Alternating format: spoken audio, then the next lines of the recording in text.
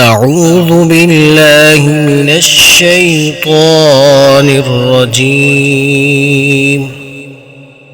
بسم الله الرحمن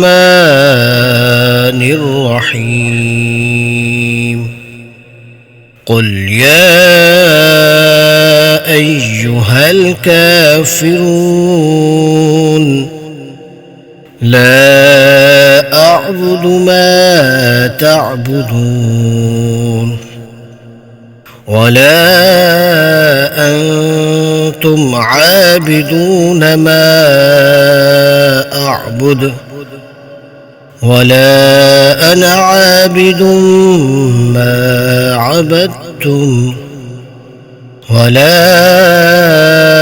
أنتم عابدون ما أعبد لكم دينكم ولي دين.